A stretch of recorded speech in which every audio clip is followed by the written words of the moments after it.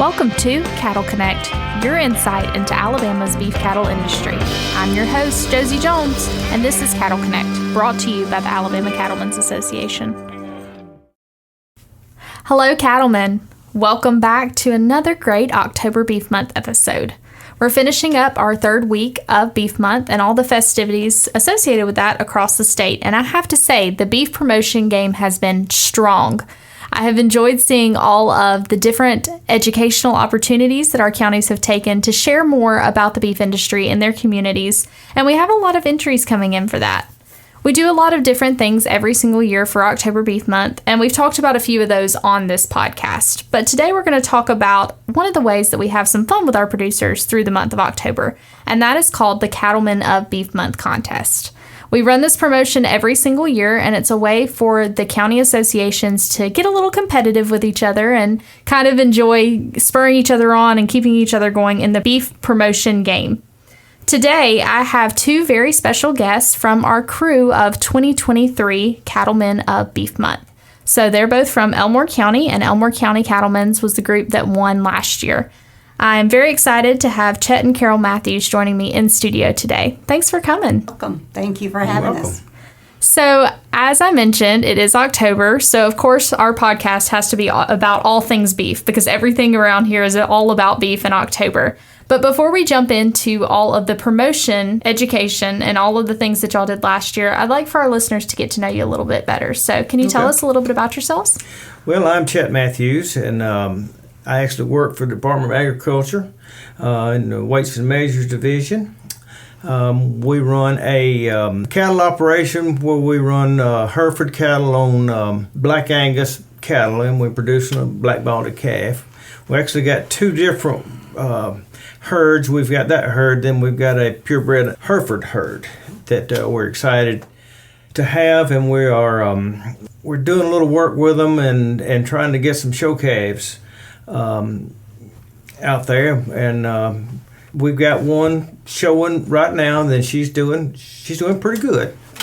So we got a young lady, Miss Megan Crittenden, is showing it for us, and we've got also a granddaughter that's going to do some showing herself when she gets through with softball, of course. All the busy things with sports and showing is a lot together. Absolutely. I'm Carol Matthews. I come from a long line of cattle, starting from dairy cattle up to our beef herds. And I'm a retired school teacher for second grade. And that is one way how we pulled all the reading competition in on our Beef Month last year. And I pulled some strings and got us all in those classrooms. Miss Carol is a key component of a lot of the beef promotion that happened last year from what I've heard, as does Mr. Chet. And so it's really neat to see how they partner together and both bring their strengths to the table to pull this off, along with all of our other Elmore County cattlemen. Absolutely. We couldn't have done it without the rest of them.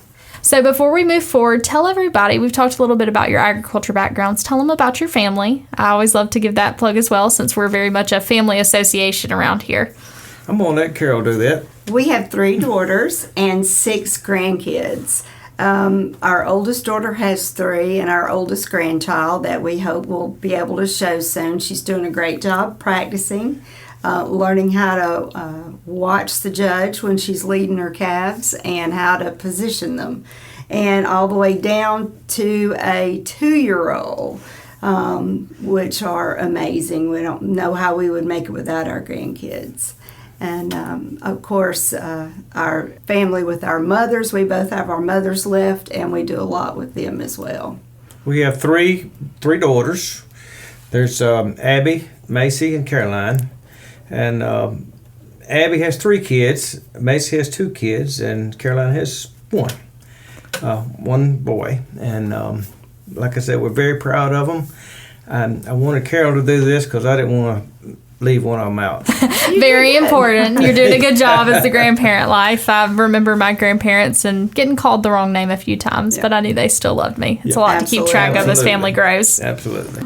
All right. So now that we've learned a little bit more about the Matthews themselves, let's talk about the meat of the matter and what we're here to talk about today, and that is the October Beef Month contest, Cattlemen of Beef Month.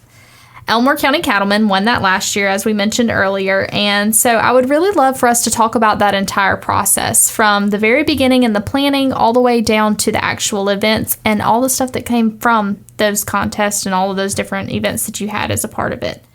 So to kick it all off, why don't we start at the very beginning? I want to hear about the masterminds behind Cattlemen of Beef Month and all of the October Beef Month promotions for 2023. Well, it all started when my sister-in-law, Donna, and her husband, Mark, Chet's brother, came to a director's meeting, and we heard about Beef Month then. And, of course, Donna and I looked at each other immediately, and we said, oh, we're going to win that. We found the competitive spirit in the community, and our ladies. Mark is also was president that year, so I just want to throw it in there.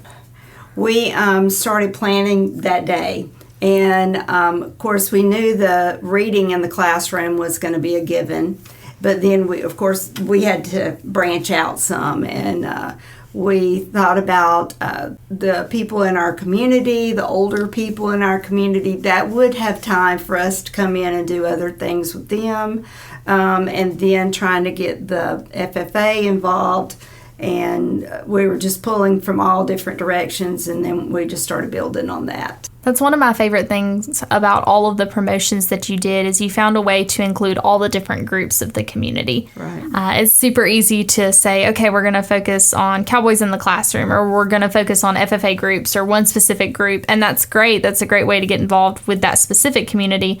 But I remember one thing in particular was visiting the nursing homes and some of those older people that weren't necessarily able to get out and about as much to some of these festivals and places that we normally see cattlemen. So I thought it was super neat how y'all tied together all the different parts of your community and promoted beef to everybody. That was a blessing in itself, to get out there and cook those steak sandwiches and take them in there and just see the joy on those people's face. They don't usually get that, and it was just a good feeling.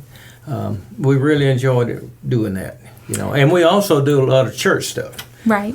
Church had 2 or 3 church Related events that we did too. Yeah.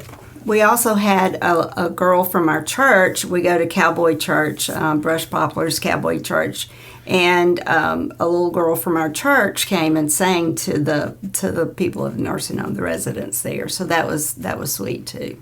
It was more than just feeding them beef. Right. It was about building that connection over beef and building an individual connection with all of those people, which is really important. It was, yeah. Yep.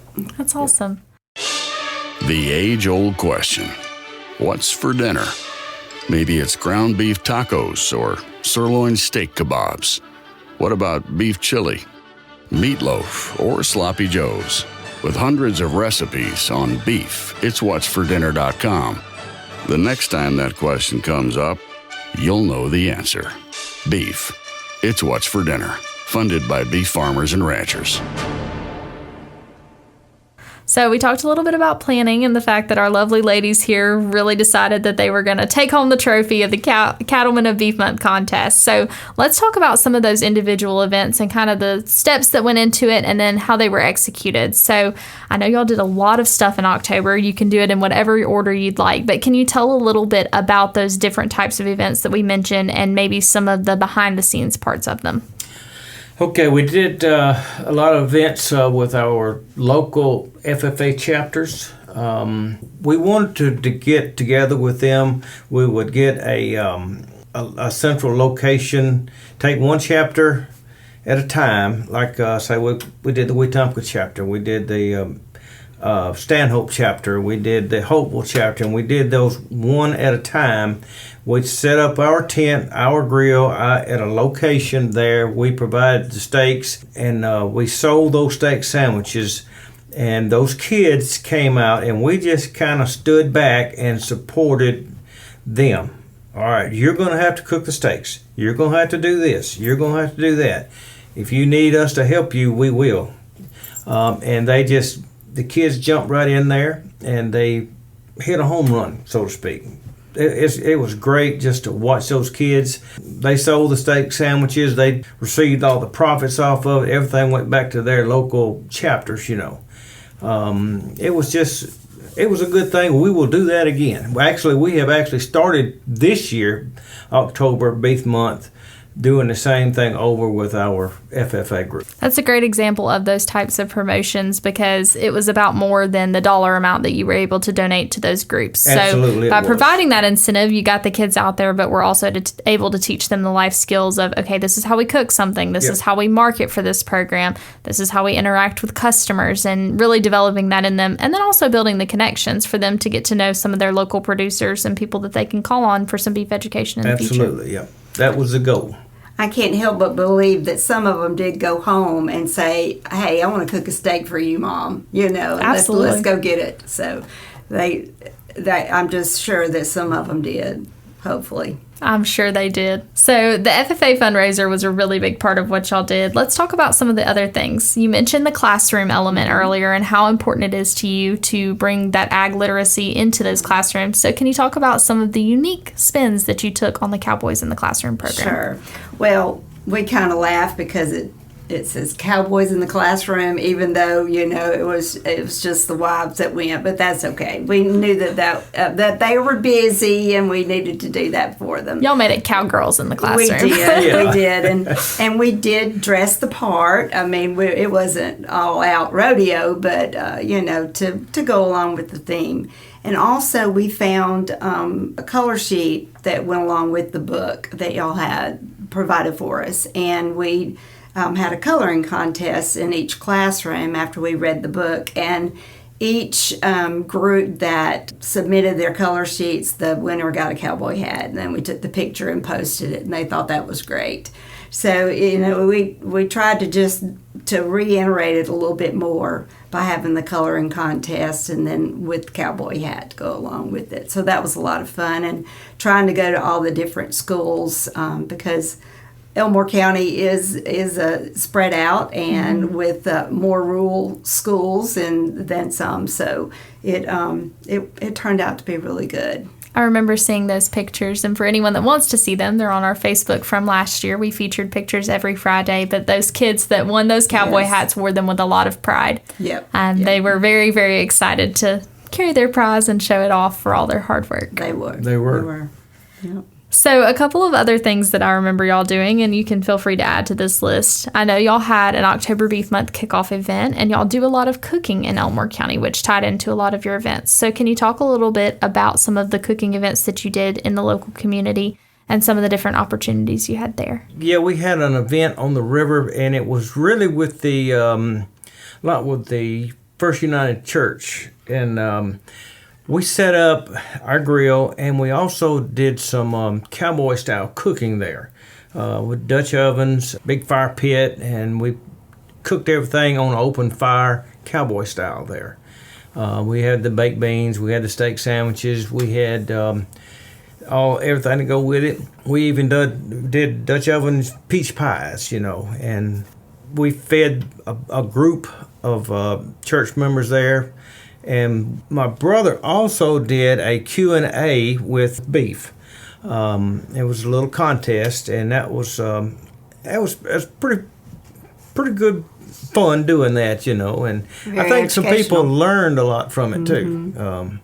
So yeah, that was something I would recommend anybody that wants to do that to do that little Q&A and just see how much people know about beef and what goes into it and what they can get out of it, And that's one of those great things. You don't even necessarily have to reinvent the wheel. We have plenty of resources here at the association to offer some of that information. So you can talk about beef doneness. You can talk about how beef's produced. You don't have to completely remake up these questions. I'm sure we can get them together for you. But it's a great way to engage with consumers and give them information that they'll use on a daily basis. Right. And you'd be surprised at the people that don't know the doneness temperatures and how to cook a steak or how to use hamburger meat or different things. It's just a good thing to do. Most of these people that we did this for in the church were not cattlemen. They were just consumers, and I can't emphasize enough how much Cattlemen October Beef Month they need to get out there and target those consumers. There is your your target right there, the consumer. You know, if you don't have the consumer, then you don't have the cattle business. So that's food for thought right there. I couldn't have summed it up better. It really displays the importance of these types of promotions and getting in your local community, because our goal at the end of the day is to establish a strong beef industry for tomorrow. Right. The future for kids, for grandkids, for all of our family members, and the future for other producers as well. And so I have that conversation pretty frequently with not only producers but also consumers of why we go out and we do these things, and it's so that people know how to use this product that we work so hard for. Exactly. Sale season has arrived. Check out the who, what, when, and where for cattle sales happening across Alabama by grabbing your most recent edition of the Alabama Cattlemen magazine or at bamabeef.org/events. So, for any cattle producers listening that want to do some beef promotion in their own area as well, do you have any suggestions for getting started? I know it can be a lot to take on. It can be pretty intimidating, especially for your first year, but you mentioned that last year was really the year of ramping it up and doing all the things. So what are some suggestions you have for any of our cattle producers listening who really want to promote the beef industry? I think the diverse ages, getting as many people, different ages involved, different walks of life.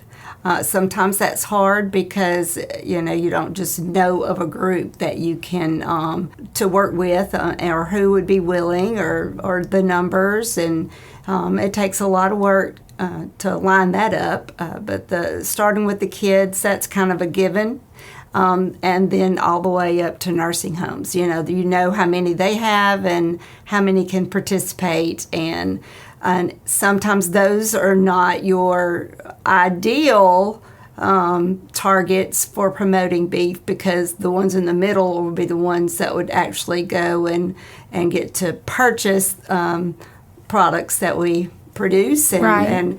But it does a seed, and it starts it there. So and with our busy lives that we have, you got to start somewhere. So those two age groups seem to work good, and go from there. I say think outside the box a little bit. October is there's a lot of activities in October. You have fairs, you have fall festivals. You know, get in touch with some of these people that are having these things and see if you can come in. If you don't have a grill, if you don't have something that you can actually cook with, just hand out pamphlets, just get out there, set up a table, talk to people about beef, you know, and what you can do with it and how good it is. Absolutely. That's something that we hear a lot from our consumers in today's age, is they want to know where their food comes from, and they want to know the people that are growing it. And so every producer has the ability to go and share that in their own way. That's right. It's really sad how many people don't understand where your food comes from, and just getting the word out is a big thing. It really is. Before we wrap up for today's podcast, you're talking to producers all across the state. Is there anything else that you'd like to share with them about October Beef Month or any involvement in the beef industry? I would say to the producers to just get out there and think about what you want to do. We actually team up with the Farmers Federation in Elmore County. We do a lot of, try to do a lot of events with them, and we pull from their strength and they pull from our strength. And I know every county has got one. I suggest that you get together with them and try to work with them. And cattle shows, calf shows, livestock shows. If you have those, if you're not involved with them, get involved with them. And we do, with our local show, we do the concessions of it for it, and we cook the steak sandwiches there and do everything concession wise, and it works out real well. And we also have a rodeo, the FFA rodeo, that we do the whole concessions for, and that's probably 5,000 people come to that now. Wow.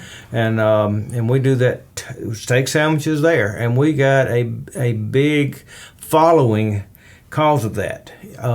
So there again, anybody that wants to try to do something like that, just get out there and do it. You know, that's the way we did it. Learn as you go. There you go. Well, thank y'all so much for coming today to talk with our other producers and talk all things October Beef Month. I know y'all are doing promotions again this year, so the points will be tallied for that Cattlemen of Beef Month contest at the very end of October. For anyone listening, there's still time to get involved. If you're doing things in your local community, I would love to hear about them. Feel free to email me pictures and information at josie@bamabeef.org. Thank you for joining us today. Thank you. Thanks for having us. All right, cattlemen, y'all know what that sound means. It's time for our Cattle Connect Fast Facts. We spent this episode talking all about the Cattlemen of Beef Month contest, but one thing that we didn't mention is the awards process for that contest. So I told you just a second ago that we tally those scores up at the very end of October and headed into November and announce it to the county chapters, but we don't actually send out those awards until our annual convention. So this is a great time to remind you that our Alabama Cattlemen's Association convention for 2025 will be held February 21st and 22nd in Birmingham. Registration for that will open in mid-November, so keep your eyes open. That's coming soon. Another reminder, our scholarship applications for the Alabama Cattlemen's Foundation scholarships are open right now and they will close on November 3rd. So make sure any of those youth who are eligible for those scholarships are going ahead and turning in those applications and getting everything done before Sunday, November 3rd, as that's the deadline. And finally, I want to remind you all about an event that is happening in October, so we're celebrating a little bit of Beef Month along with an annual promotion that we do. This year's Bainbridge Block Party will be hosted on October 29th, just outside our office here on Bainbridge Street, and it'll be from 11 a.m. to 2 p.m. So anyone who wants to come out, learn a little bit more about all the agriculture organizations on Bainbridge Street, and celebrate a little bit of Beef Month with us is more than welcome to do so. We'll have free cheeseburgers, we'll have some chicken wings along with our friends over at the Poultry Association, and then a lovely Sweet Grown Alabama farmers market, along with some other things from some of the other organizations. So we'll have forestry out with some of their vehicles, and just a good time for everybody to learn a little bit more about agriculture in Alabama. So if you're available on October 29th, 11 a.m. to 2 p.m., we'd love to see you. Come on out. Well, folks, thanks for tuning in to this episode of Cattle Connect, brought to you by the Alabama Cattlemen's Association. Be sure to subscribe to get notified when our next episode goes live. And until next time, remember, beef, it's what's for dinner.